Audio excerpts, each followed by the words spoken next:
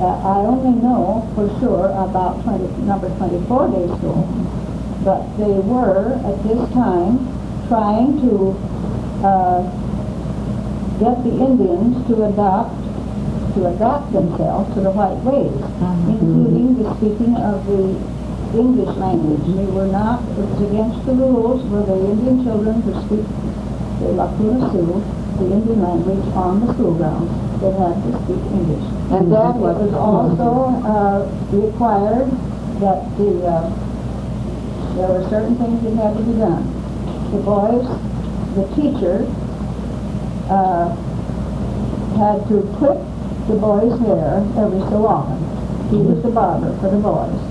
And so the boys had their hair cut. And of course the easiest way was just to clip it off short, and then it got so long. Every so often, I think once a month or something, they were to cut the hair. The woman, mother, was not in the school. She was at the cottage, the day school cottage, and it was her responsibility to see that the girls had their hair washed, shampooed, and washed every so often. I don't know. I don't think it was. I think it was every 2 weeks, something like that. And delouse. They had to well, did they naturally have lice, or was that picked up from the white man? Or what? I don't know about that part. I do know that when he realized the conditions under which they lived, it's natural, and that people had lice. I think whites had lice too. But they had the fine tooth combs that were issued. The government issued all these things. And this is what had to be done, that before she shampooed the girl's hair, she would take the fine tooth comb and comb it down through the hair to see if there were any nits or lice in the hair. If there were any nits on the hair, or any lice showed up, then they had a certain shampoo or ointment that was used on the hair first, and then followed by a shampoo. So this is what she did for the girls. And of course the boys, this part of the clipping was to get rid of the head lice. There was lots of lice, not only head lice, but body lice. So then, of course, the girls had long, black, heavy hair and braids. Then that was quite a job for them. And then what about the back? I'm going to tell you. In the back of the schoolroom, it was just a one room, like a one-room country school, but on one end of it was the bath and laundry room. And there were just stalls built here, probably 2, possibly, I think about 2. And there was a laundry stove with a boiler. And of course all the water was pumped by hand from the well. And the boys' job was to carry in the water to heat, and the wood to build a fire, to heat on the stove. And they had galvanized wash tubs for the bathrooms. In those days, you see, there was no running water. And so every Monday was bath day. Ethel will begin reading Leonard's book.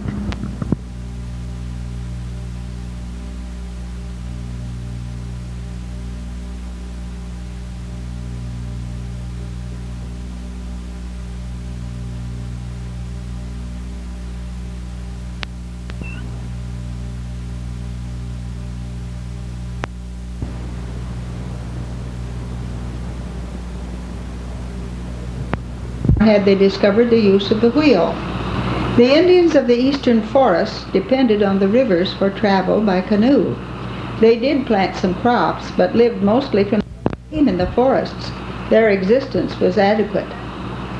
On the great plains extending to the continental divide, with a few exceptions, life was much more difficult. Most travel was by foot, and the most plentiful animal for food was very hard to get, the buffalo. He had an exceedingly tough hide and could travel about 30 miles per hour. Also, he migrated north in the summer and south in the winter. Evidence shows that the Indians in the buffalo country got most of their buffalo kills by running a herd over a high cliff. Probably much of their meat came from the smaller animals, such as the prairie dogs, skunk, and so forth. The fishermen of the northwestern United States probably had the most leisure time, as during the salmon runs, fish could easily be caught and dried for use during the remainder of the year. The Pueblo Indians were farmers. They could no doubt live pretty well, except their crops were subject to raids by the neighboring marauding tribes. The hunters of the southwest mountains lived mostly on game, vegetable products of the forest, and by raiding the Pueblos and the desert dweller crops. The desert dwellers, who lived mostly in Arizona, either lived on the food the desert could provide or from irrigated fields. The seed gatherers of Nevada and California lived largely on what nature provided from seeds and small game. Although some Indians did fairly well, many had to devote their entire time to finding food. As food gathering took so much time, the woman did all of the work around the home, getting wood, building shelters, cooking, and so forth. A friend of mine, who is a full-blooded Navajo, was talking to a bleeding heart, who asked him, "If the white man had never come to America, you would be living on the land in plenty, wouldn't you?" To which he replied, "What would I be doing? I would be fighting the Apache, trying to get his scalp." I have many friends among the Indians, and I believe we have done them a disservice because we expected them to conform to the white man's ways in a short period of time. They just couldn't see our way of life as a great advantage, what with the man chopping the wood, tending the crops, and even wiping the dishes. I believe that the Indians first migrated to America either 25,000 or 50,000 years ago during one of those ice ages when evidence shows that there was a land bridge from Alaska to Asia. No evidence of glacial action can be found in the west-central Alaska and across the Bering Strait in Asia. One reason I believe that the Indians came that way is the fact that the Athabascan Indians of central Alaska have the same root language as the Navajo and the Apache. Although Apache land was inhabited before the Apaches arrived, it is common belief that the Apache predecessors were the ancestors of the Pueblo Indians. They left Apache land about 1200 A.D. Sure, there were many instances of unjust treatment of Indians in the early times, such as the Trail of Tears of the Cherokee, the violation of the Sioux Treaty in the Dakota Territory, and many, many others. History is replete with man's inhumanity to man, and from all I read in the papers, it is still going on today. One of Kublai Khan's favorite tricks in his conquest of Russia was to build a solid fence of poles placed upright in a trench around a town under attack, so that all the townspeople could be killed when the town fell. I do not condone such treatment, but it is past and can never be corrected. Those that were killed will never come back to life. Enough of generalities of Indians. The above is mostly from what I remember reading, but my purpose is to record some of my experiences with the Indian people and not to judge them or ourselves on what was right or wrong. On July 4th, 1914, my father received an appointment as a day school teacher at number 24 Day School located in the Indian village of Lipscamp, now Wanley, South Dakota. Number 24 Day School was located near Buckle Creek on about 100 acres of land reserved by the federal government for administrative purposes.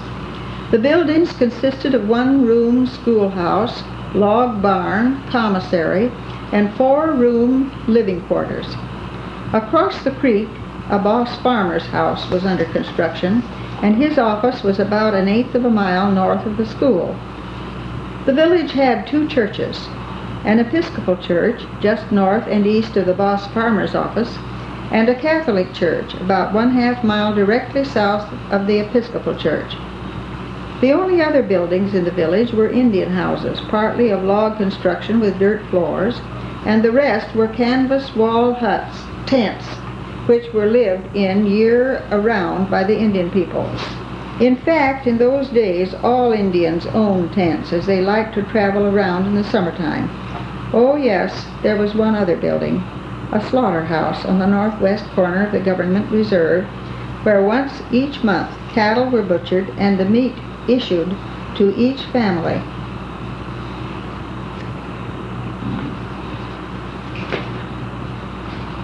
So much per person. Each Indian family had a ration ticket that told the number in the family, so each family could get his correct quota of beef. See, these are things I don't know. At that time, there were no deer, antelope, or buffalo, or other big game left on the plains. Fortunately, a few individuals did have small herds of buffalo that they raised for profit. One such herd was owned by Scotty Phillips near Fort Pierce, South Dakota, about 150 miles from Lipscamp. In its superior knowledge, the federal government had determined that the Pine Ridge Reservation was suited to farming, and some years before our arrival had allotted all the reservation to individual Indians in 160-acre parcels, giving each family horses, machinery, and a few cattle so they could become self-supporting. They kept the horses, wagons, ate up the cattle, and disposed of most of the farm machinery. They did not understand farming and would have no part of it. Today, most white men in the area would not consider trying to make a living for a family on 160 acres of land. Basically, the Pine Ridge Reservation is cattle country. I guess the Indians were correct. Just after our arrival at number 24 day school, there was an Indian fair at Lipscamp. One morning during the fair, they put on a sunrise charge. They rode horses through the camp at dawn, giving the Sioux war cry. As we were not prepared for such an event, I thought we were being attacked. We were not. On one night, they had a dance just outside the compound that lasted all night, and that was not too nerve-soothing. School was not in session, of course, so for most of that summer I played alone.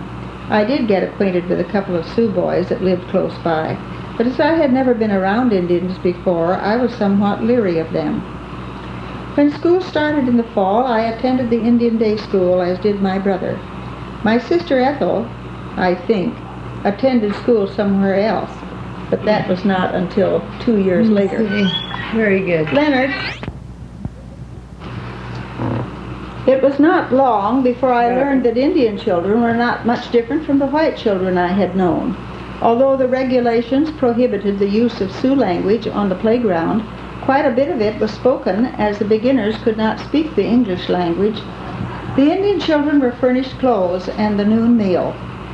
The girls, yard goods and so forth, for the girls, yard goods and so forth, were shipped in, and Mother would take the larger girls and instruct them in making dresses for all the girls in school.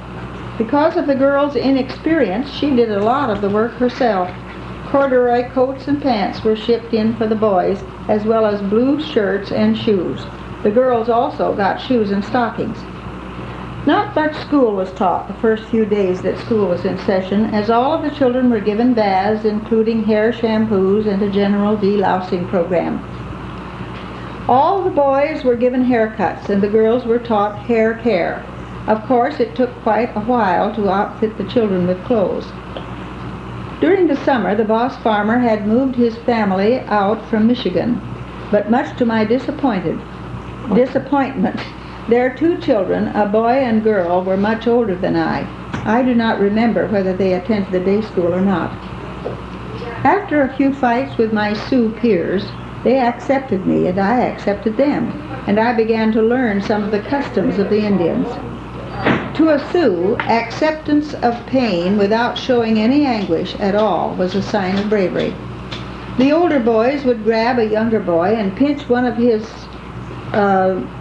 testicles between the thumb and forefinger until he yelled.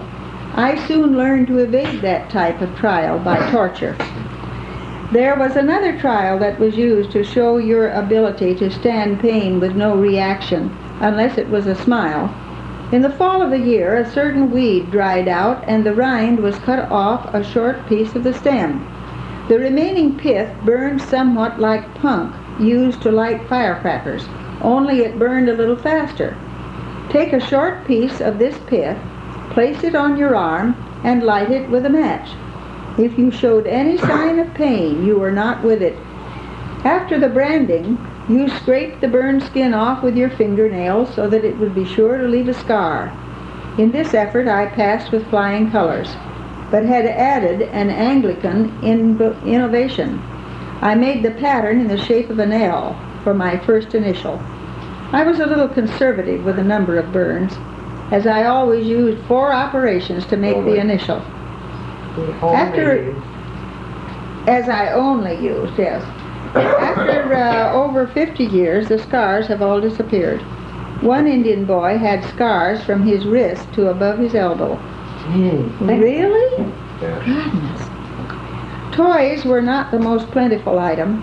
As horses were the most prized possession of the Sioux, it was only natural that the native toy would have something to do with that animal. In the ankle of cows is a bone about 3 inches long with a joint on each end. One of the joints is longer than the other. Largest. I may have talked about it. Okay. One of the joints is larger than the other. These were used as play horses. They were fitted with hand-made saddles and men made out of wire. A favorite game among the Sioux was shinny. It was played something like hockey, except with sticks curved at one end, and the puck was made of rags tied into a ball with strings. The goals were lined across each end of the playing field. I think it was called shinny because the shins suffered considerable damage during the game. We wore no shin guards. The game was played by adults at Indian gatherings. Women were the best players. The boys that I played with had certain characteristics that are not found among most non-Indians that I know. One I have already mentioned, the ability to withstand pain, showing no sign of discomfiture. The Sioux have the ability to wait patiently to attain a final result. One example of this ability was in the killing of prairie dogs. This animal dwells in the towns on the prairie. They eat all the grass near their burrows. The hole they dig is very steep and has a mound about 6 inches high around the opening. They are considered pests by the cattlemen, as they will denude the turf of all vegetation in the vicinity of their burrow.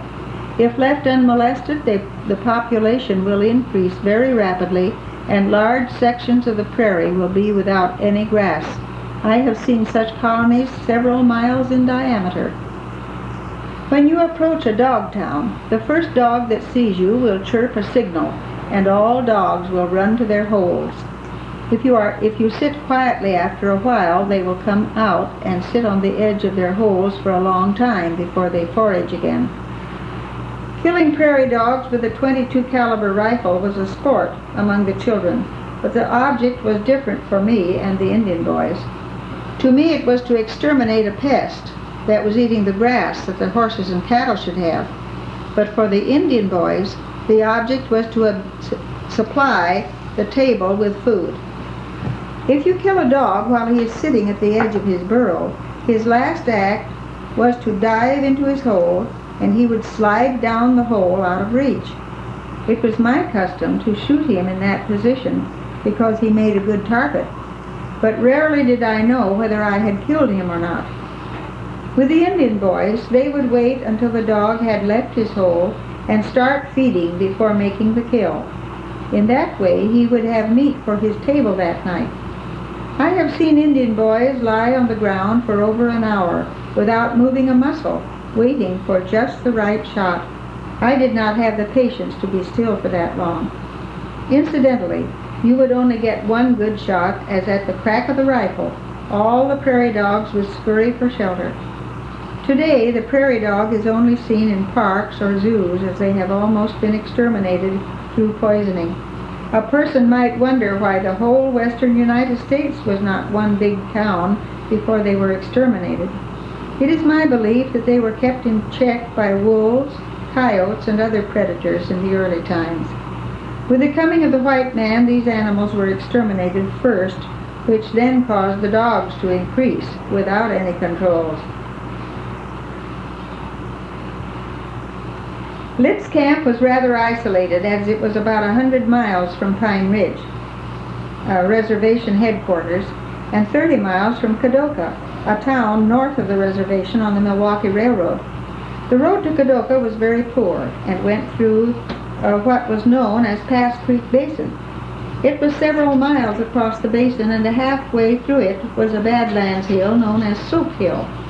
I guess it was solid Badlands gumbo, as when it rained it was almost impassable, even with a team and wagon.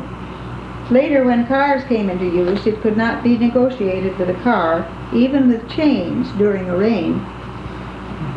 Wheata, also on the Milwaukee line, was 20 miles away, but the road was down Buckle Creek, which was through the Badlands and was very poor. Crossing Buckle Creek some 30 times, when you got to Wheata, you were not much of any place, as all they had was one small store, a post office, train station, and, believe it or not, a hotel of sorts.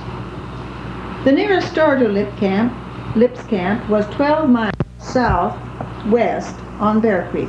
They did not carry much food in stock, and of course the prices were rather high.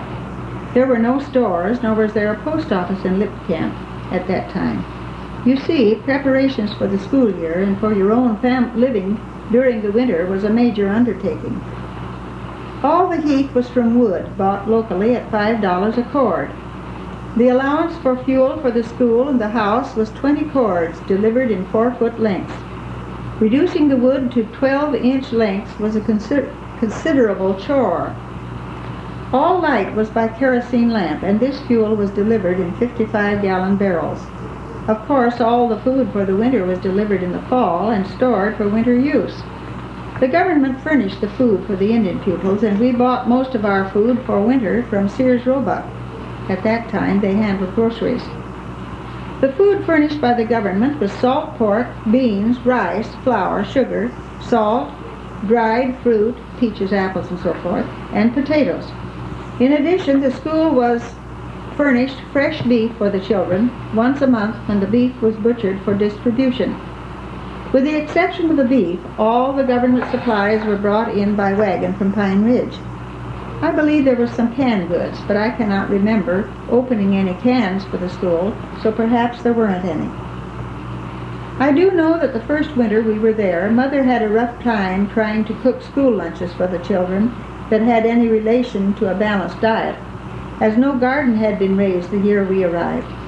The following year, Father planted an acre of garden stuff, 3 acres of potatoes, bought some milk cows, and also a couple of pigs, so that he could have fresh pork the following year for the children. He also planted several acres of corn. As I said, the food for our family was also purchased in the fall. However, we bought a lot of canned meats, fruits, and vegetables that first year. We also bought a lot of dried fruits. I will remember the box of dried berries that I ate one day. I just took them out of the box and ate them. I guess that I ate too many, as I had a big stomachache and spit up a lot that day. I suppose the dried berries swelled up after they got into my stomach. At that time, salaries were considerably lower than they are today. Father received $60 per month as a day school teacher. 60. And Mother received $20 per month as a housekeeper for the school. Over and above these stipends, they were furnished with fuel, light, and quarters. The house we lived in consisted of 4 rooms: kitchen, living room, and dining room, and 2 bedrooms. There were 2 root cellars to store vegetables, a commissary to store non-perishable food and clothing, a log barn, and 2 chick sales specials, one of the boy and girl variety in connection with the school, and another family one for the use of the employees. Water was secured from a hand-dug well about 15 feet from the front door. This well was 60 feet deep. The schoolhouse had a fairly large teaching room, a small room at the back designed for cooking meals, which Mother did not use as it was too small to cook in, and another small room where all sorts of medicine was stored under lock and key. As well as teach school in those days, the teacher was also a kind of medicine man. There was no doctor stationed there, as they were stationed at reservation headquarters in Pine Ridge. A doctor made periodic trips to each day school and would set up a clinic in the school building for a day and see all children who had complaints. They did not come very often, and if an Indian became sick between trips, Father would try to find out what was wrong and call the doctor in Pine Ridge. There was a telephone from headquarters to the boss farmer's office. Give the MD the symptoms, and the doctor would prescribe treatment from the supply of medicine in the drug room. Someone's going to have to read from here on. Okay, let's turn it off for a minute. Well, yeah, let me tell you something before you Yeah. read. I typed Yeah. that. Stuff is left out. This bill, I didn't write it. I just have to read it. Makes it interesting. I remember that sick Indians would come to the house quite often. It seemed that many of the Indians had tapeworm. Father said that it was because they ate much of their beef raw. The treatment for this ailment interested me because the medicine given had such a vile odor. The patient was instructed to eat nothing for 24 hours and was then given the medicine. I do not remember if more than one dose was given, but the medicine had the consistency of cylinder oil and was dark green in color. The patient would take a tablespoonful of the vile-smelling stuff, smile, and smack his lips as if it were very, very good. I'm sure it was not, but you see, that was another sign of bravery. After a time, the patient was given a big dose of castor oil, and the next day he'd bring the tapeworm he had passed in a can to see if the head was on it. Some of them would be 10 to 15 feet long. One day a young Indian maiden came in with a silver sliver under her thumbnail. It had penetrated almost to the quick and the finger was badly swollen. Father took a sharp knife, opened up the fingernail and removed the sliver, and pus, applied some kind of medication and bandaged the thumb. I remember the operation so well because she never jerked her hand during the procedure, nor showed any sign of pain except that tears ran down her cheeks. I thought she was a very brave girl. I remember one old man that came for treatment for sores on his neck that Father called scrofula. Although this condition was repulsive to me, I felt very sorry that she was so ill. There was another doctor that came by at times and treated the sick Indians. He had been a successful MD somewhere in Nebraska, but had lost his practice because he had become a narcotic addict. He would come to the reservation and live among the Indians. If someone was ill and he was not under the influence, he would prescribe medication for them. I knew that Father would give out medicine under his direction. He had no license to practice in medicine, but with no doctors available, you got advice wherever you could. At that time, lawsuits for malpractice were unheard of, and many of the Indians patronized the Indian medicine man rather than the government medicine man. Father finally found out why the itinerant addicted MD made the reservation. One day, after he had been in prescribing for a patient for a bottle of narcotics was missing. Oh yes, the little drug room had everything, including plenty of castor oil. There were several Indian medicine men on the reservation. One lived several miles from Lip's camp. His name was Horn Chips. I remember one time when Jumping Bull's daughter was very ill, and Horn Chips treated her. Jumping Bull's lodge was about 1/2 mile south of the day school buildings. It was in the summertime, and the sick girl was in a tent outside the log house. Horn Chips was in the tent for several days, singing his songs to cure her. Some of my Indian friends and I would sit on the bank of the creek, and listen to the songs. If I remember correctly, she was in the last stages of tuberculosis, and she died anyway. Medicine men would place the two sticks about 3 feet long in the ground about 3 feet apart, with a string running from the top of one stick to the top of the other. About every 2 inches along the string there would be a small bag of herbs, tied so as to make a small ball. They would place these on top of a high hill. There were always some on top of Eagle's Nest, Eagle's Nest Butte, which was 6 miles south of Lift's camp and a favorite picnic area for the local people. This butte was a favorite landmark, as no matter if you were lost, you could always know where you were if you could see the butte. The main part of the butte was about a mile long, with pine trees growing on both the east and the west end. Just a short distance east of the main butte was a miniature Devil's Tower of white limestone. This small butte was about as tall as the main butte, but was very hard to scale. An old Indian told me that the eagles built their nests on the little butte at one time, and that is where the name came from.